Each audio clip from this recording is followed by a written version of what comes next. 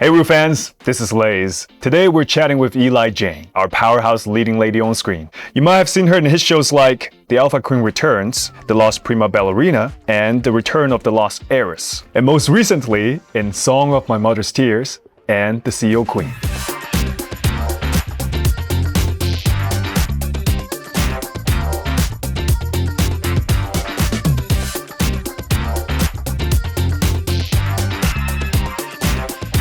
Welcome, Rue fans. We're going to get into the session now. Eli Jane, welcome to ReelTalk. Thanks for having me. We would really love to get to know you. I know you have a wonderful life. Before this moment, could you walk us through what has happened and how you get to where you are today? It's definitely been a life's journey. I moved around a lot as a kid. I'm the youngest of 4 kids. Wow. I lived all throughout the states: Michigan, Colorado, Texas, Illinois, San Diego, Florida. I had learning disabilities and some trauma, which couldn't help me focus in school. And so I had a very bad taste in my mouth about school because I wasn't good at it. And I was homeschooled, so I missed a lot of the basics. I love my mom. She tried her best. And also moving around, I had a lot of gaps in my education. Yeah. What was that mostly for? The moving around. What's the cause of My it? dad's work. He would get a job and then we would move. Gotcha. Yeah. You just dropped 9 places? Yeah, 8 places? it was a lot. So like the longest I ever lived in a house, I think, was 3 years or something. Wow. So. And all 4 kids, the whole family The whole got family. uprooted and moved. Yeah. Wow. I have fond memories of every summer we would go back to Michigan because both my mom and my dad's family are from Michigan. So we would get in this camper and we would travel from whatever state we were living in. Yeah, because it's cheaper with 4 kids and then it's like a bonding experience. So I'm really grateful that I had siblings because I feel like it really helped me get used to males and females because they were always, and I was the youngest, so I was trying to keep up with them. Mm-hmm. And my mom, one of the reasons she held me back is she was like, "You're too mature." Oh. Because I would hang out with all the older siblings. So I lived in San Diego. My parents had divorced. Okay. And my mother wanted to go back to where she would go every summer, which was Sarasota, Florida. So she moved me to Sarasota, Florida, and I was very bitter about that because I really didn't want to go. I see. And I was leaving my dad as well. So that was another thing that was very hard on me as a young teen, to leave my dad and to leave where I wanted to. So by the time I was 18, I moved back to be with my father in California. But I also knew that that's where entertainment was. Gotcha. Back in those days, there was like YM, 17 magazine, Oprah Winfrey. I did a cover contest, and so I got runner-up for 17 magazine. Mm-hmm. And then 17 magazine found me. I was doing covers for like Italy, and they found me on 17, and they were like, "You're an up-and-coming star." And so I was on her show with Usher and Serena Williams. But I was also a very good cheerleader at the time. Because of my gymnastics, I like excelled basically. Yeah. By the time I was 18, I was pregnant. Okay. We started a clothing company called Von Dutch. I started it with gangsters. They had another gangster line called Bronze Age. And if you watch the documentary on Hulu, it'll go into it more. But they had no credit. Mm-hmm. His partner had just gotten out of San Quentin. He'd done some jail time. Mm-hmm. And so the company was very fruitful, Bronze Age, but because of him going to prison, he lost that company. Mm-hmm. So then they started Von Dutch, and they had no credit line. So they used my credit line and my mom's credit line, mm-hmm. and like everything was in my name. Mm. So it was like the phone bills, the FedEx, me flying to them, to their initial investor into Japan. Right.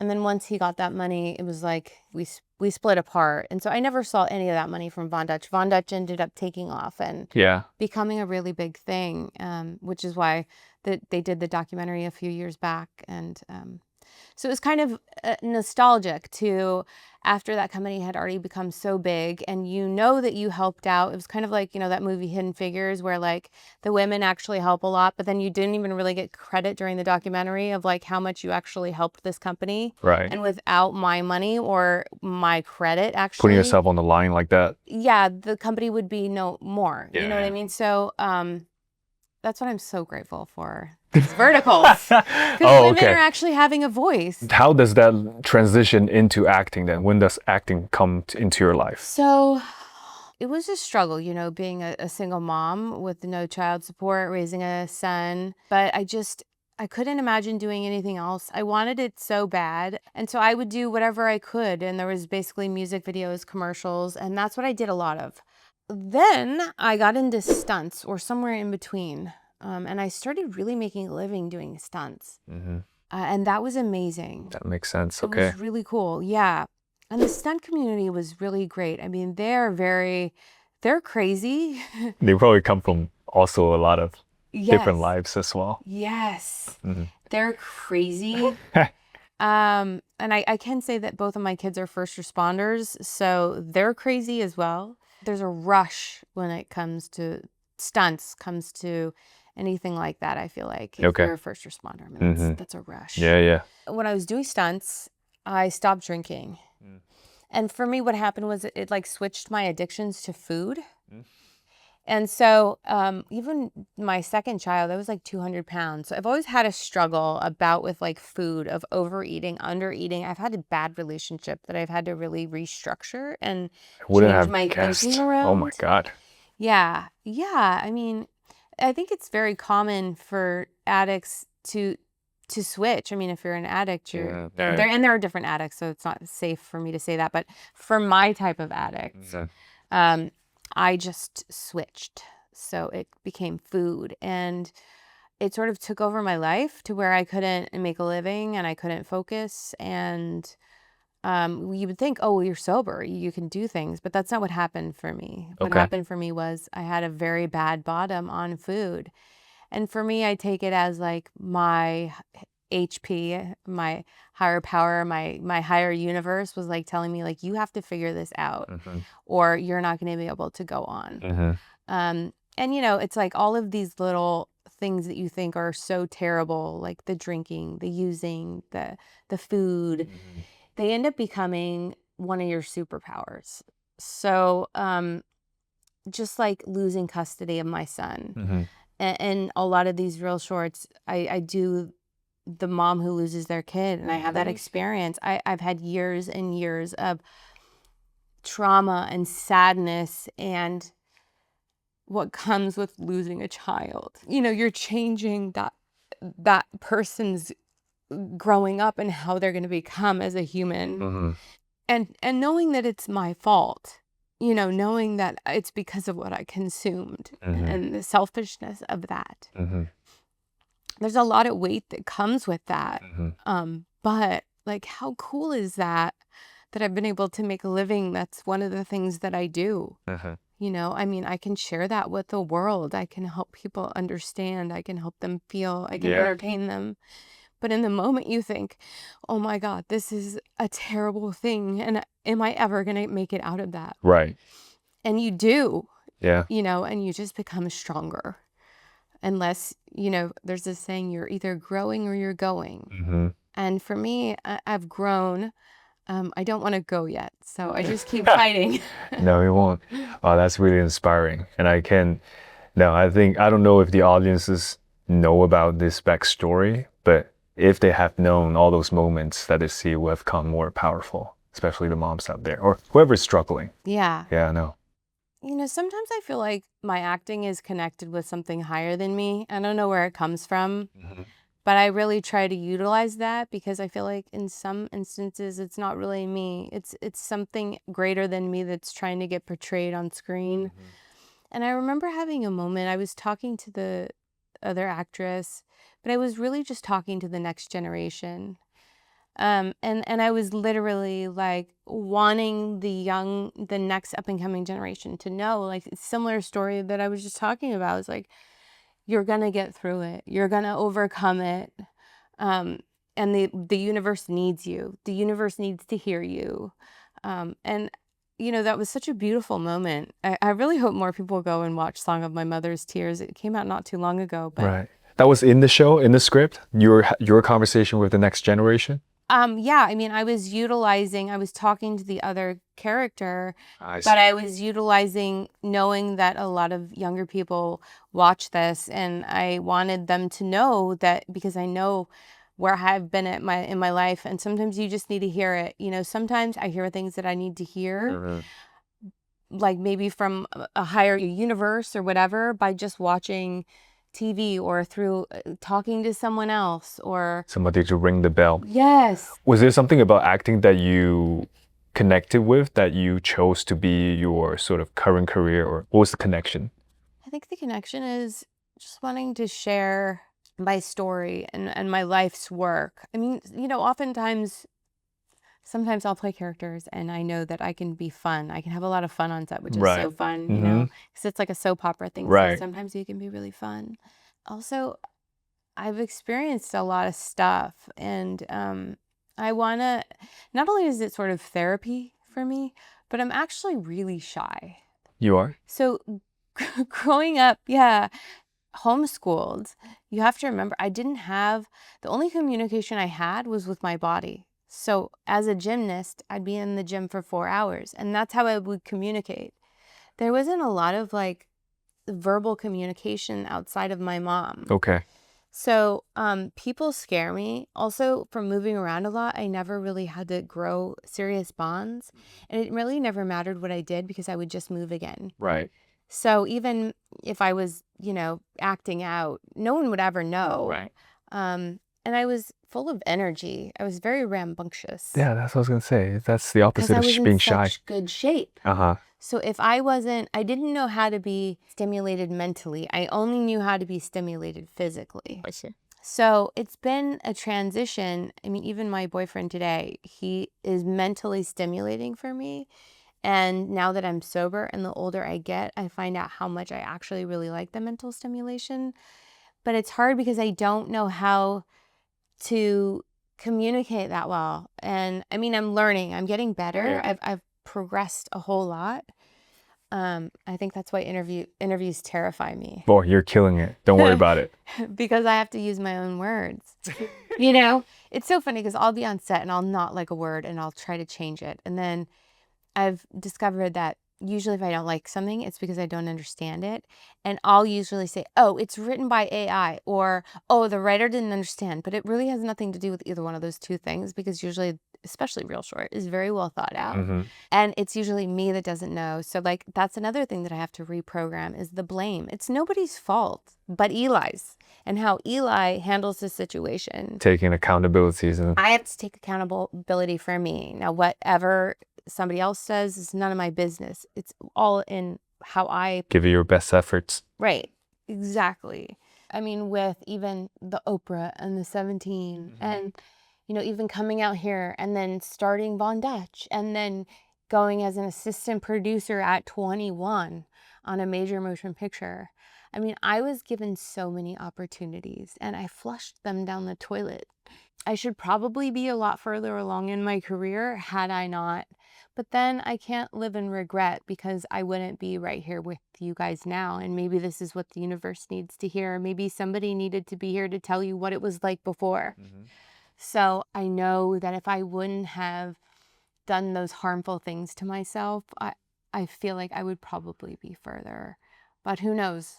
I don't know. Knows? You can't say that. There wasn't as many opportunities. Yeah. I just, I don't want to. I want to make sure that I'm honest with myself and the universe and say, like, I was given a lot of opportunities that I messed up, and not everyone has to do that. Yeah, no. But I always just play the devil's advocate, saying that most people are given opportunities, and I don't think anyone was able to capture all of them. People always have to grow from zero. True. So they always have to learn. There's always a learning curve. So in hindsight, we all missed out on some opportunities and you thought, oh, what a different life I would have had. Yeah. But no, it's just part of the process of life. You have to learn and you have to fail at something. You have to miss out on some. Yeah. I mean, I think it's also a testament to like, if you are thinking negatively, you really need to do some restructuring, rebranding, rethinking.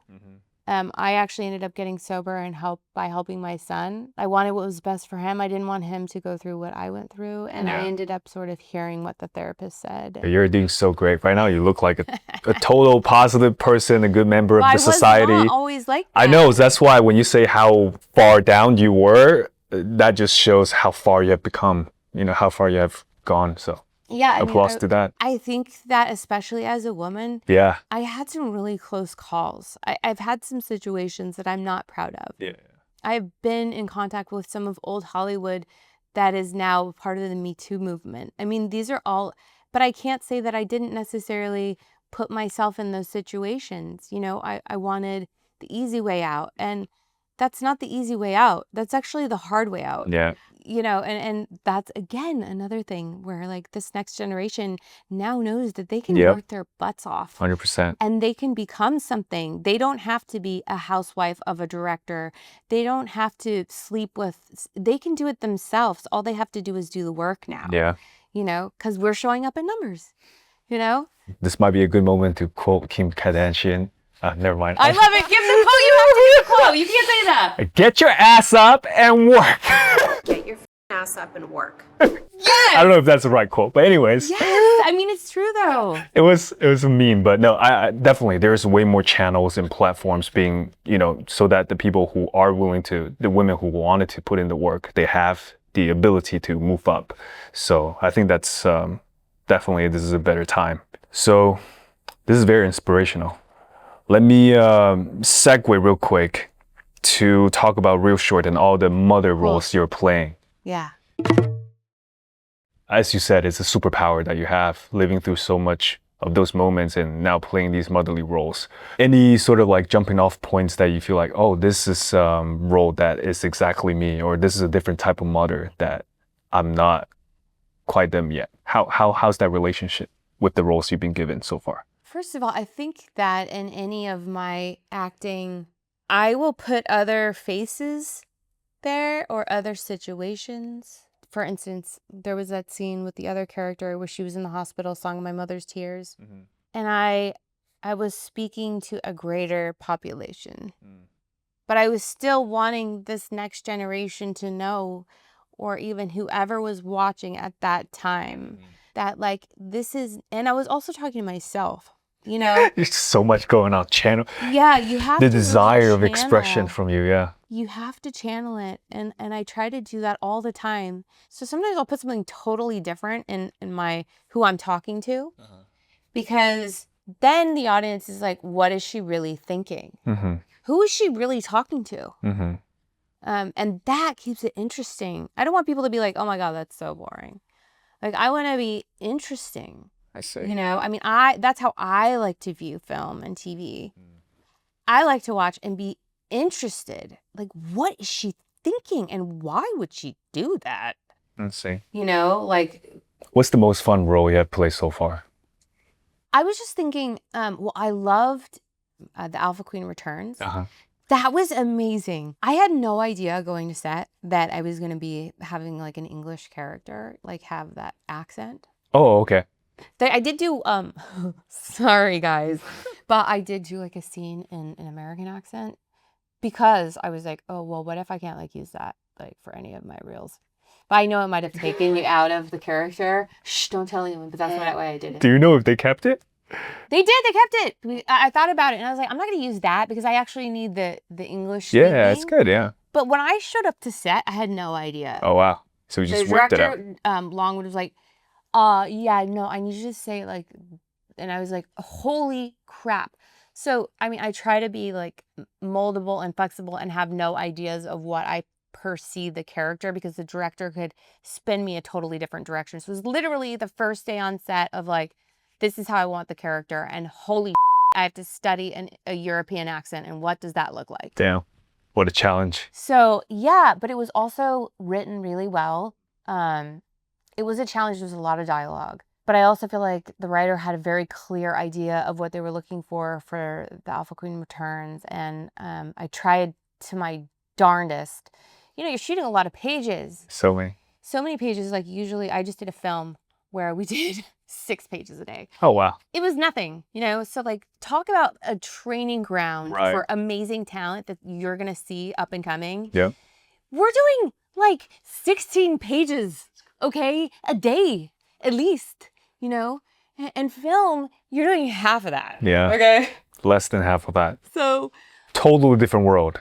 It's like soap operas. It's literally which would terrorize me. Uh-huh. But for whatever reason, these are like shorter. So I've been able to gain my confidence in my learning disability or whatever it is to be like, I can still do a minute. I can. And usually like I'll get mad sometimes with like the client or what, again, I'm projecting everything onto them that's really me. And I've started to learn to say, it really has nothing to do with you. I'm just frustrated. I can't get the lines. I want to do my best work. And sometimes I'll have to say, I know you want me to say that, but like, I would never say that. And it's really throwing me out of the character. I need to say it like this. Is this okay? And sometimes they'll say yes. And sometimes they'll be like, no, we want you to say it exactly as it is. So then it's about, how do you take something that you totally don't believe in and make it sound real? So there's two ways to do that. Yeah, part of the job. Yeah, you can either make it, try to sell it, or you can also make it a comedy. And sometimes I think the audience sees that I sometimes put comedy in there, even though it's very dramatic. Because I'm having fun. Like, ha ha ha, you want me to say this? Oh my God. Okay, I'll say it, but really, this is funny. So verticals for you overall, if you have to cap it off, it sounded like it's a great training ground. Totally. It was very different, but you are accustomed to it now. Your muscles are strong for it. I'm getting stronger. Getting stronger. I think the moment I say that I'm on top of it is the moment that I have a humbling experience, which has happened. And it's like, ha ha ha ha. No, let me humble you really quick. Well, that's how the universe works. It's totally how the universe works. What would be the roles that you would want to play next? Because you were saying I would love to play more, and I've gotten this feedback, is like, why is she not playing more of like the love interest? It's almost like the audience doesn't feel like someone my age can be in a love interest without having like gray hair. And like, I mean, I have done some of those on other platforms. Yeah, I was going to say, yeah. But it's like, do we not fall in love? Do we not get divorced? Do we not? Because I mean, I think at any age of life, you know, you can constantly outgrow your partner. You can constantly be looking for love. 100%. And so why haven't we done more, not children? I mean, I understand, I think analytically, where it's market you need oriented. the younger audience to be brought in, but then is there an audience? And maybe there isn't. So then that would be my question to the real short people that are watching is like, would you even want to watch somebody my age fall in love? Or would that be like weird? Like, yeah, I think that's definitely an age-old question. It applies to the traditional world as well. Like, you know, the younger, the 18 to 24 are the people who have more time and money to go to the movie theaters, which is why a lot of the content are catered to them. And the more like niche indie films are more that cater to like older audiences. They have to work with a smaller budget just because of the appetite of the market. But I do agree, like time is changing, and you know the relationship status for this generation is changing. So you know they're definitely watching the numbers 24/7. I can guarantee that. So maybe they will start changing and doing more. I think we might have met before, right? yeah, well, he casted me on, Well, yeah, a few projects actually. just for CEO Queen. Just the CEO Queen. Yeah, so I mean, my version is on CEO Queen, I was casting it, and then the producer came straight out of that. We want Eli Jane for this role. I was like, all right, on it, no problem. I think I must have known you in another life then. Yeah, but no, I visited the set. I saw you in passing. You're having great fun. I don't want to drag down your process, so I just, say hi. In that case, let's watch some of your beautiful performances, shall we? Mary Miller. I don't do anything here but just play dead. I gotta say, you have perfect hair laying on the house I know, bed. she did such a good job on my hair. What are you thinking when you were laying there, when the camera's on Nothing, you? I was just chilling. You're chilling? You don't have to like try this whole to day control I yourself? hardly did anything. Oh, damn. You deserve someone better. See, I'm trying to help her out. Wait, were you able to stand in the story? I stand, that's the miracle. They were all great. Still won't give You up. did a really good job at this. Thanks. You think you're good enough to touch my sister? Ooh, wow. You're so desperate to find out who my daughter is. You'll find out soon enough. And you will see exactly what you threw away. Ooh, hey. She stood. Then I stand up.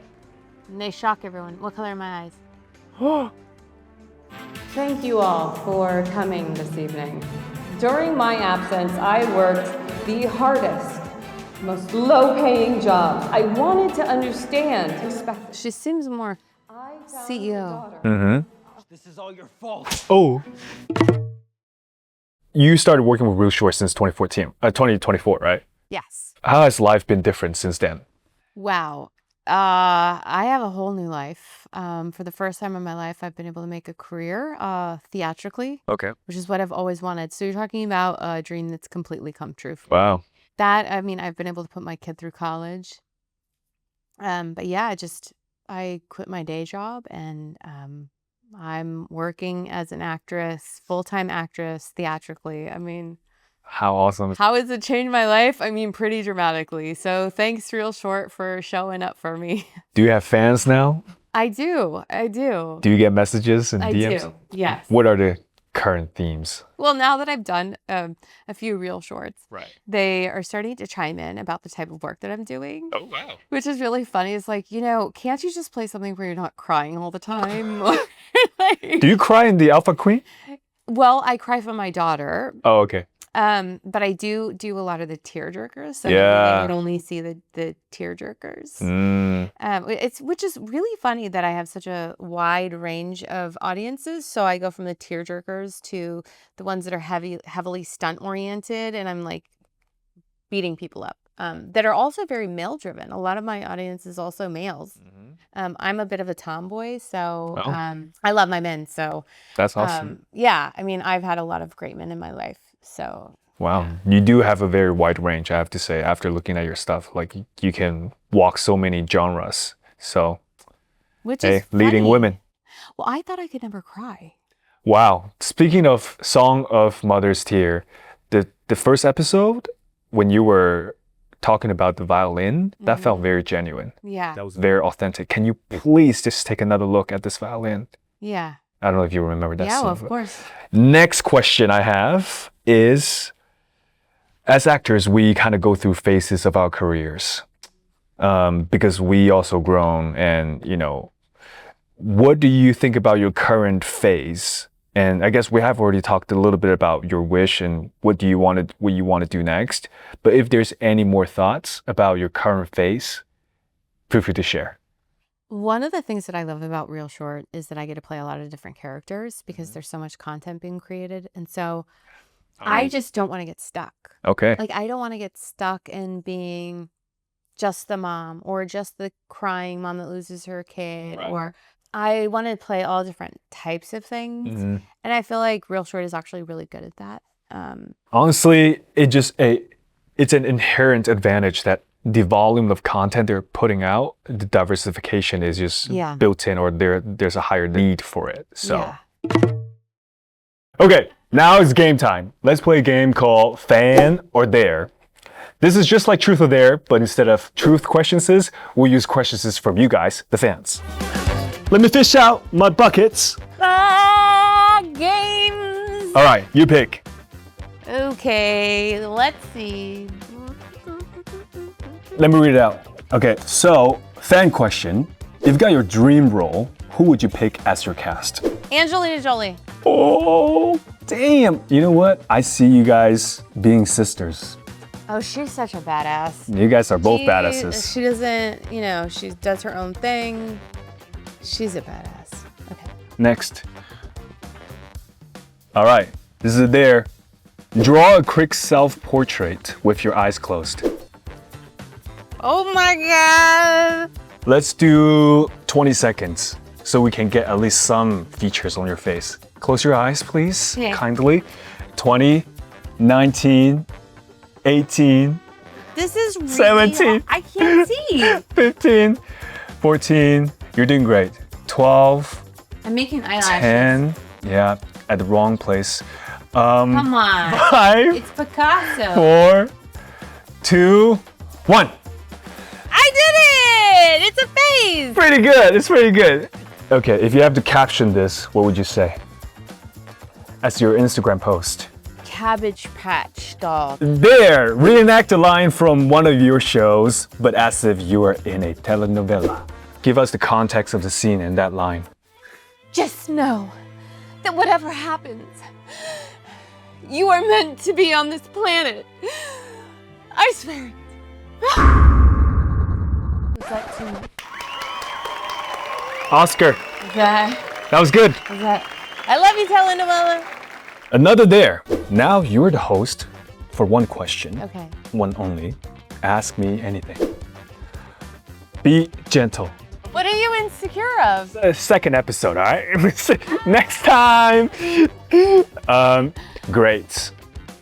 Thank you so Why much. you didn't answer the question? What question? What is some of your insecurities? I just told you mine. Oh, I mean, like, guys all have you- worry about their penis sizes. Oh my god! And that's something that I have to come to terms with. under the Huh? that's under. Well, you don't see it, but there's also, you sort of can gauge it from other physical traits from a man. Wow. I don't know if you're playing dumb but for me, I can sort of eyeball it a little bit. No, I can't. Huh? I could never know. You never know? No, I never. Come know. on. Okay. I mean, I think like the personality, maybe you could be like, oh well, maybe. Personality type the sizes? Okay, maybe. Yeah, because I most of the just- guys, but I would never know that till I like. Okay, anyways, back to guys. He's serious. I can't tell if he's serious. Right. Hey. He's joking. You guys, you have to help me. What is he joking? Is this for real? I love you. Thank you. No, I'm for real. Like, come on, of course, it's the same thing. So we worry about that too. And then for me, I also have to come to terms and grow as a person. So now I'm just, come to terms with it. I just have a small penis. That was a joke. He's joking. I didn't know at first. I'm gullible. I'm so gullible. Okay, wait. Anyways, Okay, but so what are some regardless. of the things that you've overcome? Okay, I mean, accent. That's a big thing. I'm Chinese. I was born in China. Mandarin was my first language. We learned English since primary school. All the Chinese kids in my generation, but we don't really speak it. We know a little bit, but not really. So once I came here, when I was 18 for college, I wanted to start acting, but I realized my accent was really getting in the way for me getting anything. So I have to just work really hard to overcome it. And to this day, that is still my biggest insecurities. My accents, my Chinese accents coming out, and that inhibiting me getting some jobs that I will always go back to. Maybe it was that I didn't, or it was at least a contributing factor for me not getting a role. So it's just something that I have to continuously work on and get better at. Another dare. Act out a scene together with me. You are a dramatic movie star. Laze is your overworked assistant. Okay. Boss, we have an emergency. One of your followers has broken through the house and they have picked one of your dolls away. Okay, well, take care of it. I'm busy. What would you like me to do? There are a couple measures we can do. We can fire a rocket at their houses, or we can call the president. I think that neither one of those options are viable. Why don't you think about something more realistic, honey? Sure, that's totally my mistake. I'm very sorry. I will not disappoint you again. Thank you. I'll get to it and I'm gonna talk to you later. And let's talk about how creative your brain is, because I'm a little concerned if you should still be here. Sure, I can definitely be less creative. Okay, great. I don't know where I went with that. Yeah, we don't know. Sorry. Fan question. Okay. What was your favorite real short show to be in? I think Just The say Alpha them. Queen Returns, because it was such a challenge. That was like my first leading lady of real shorts.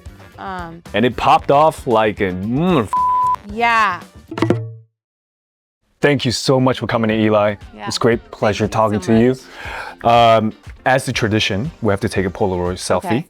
So, Let's do it.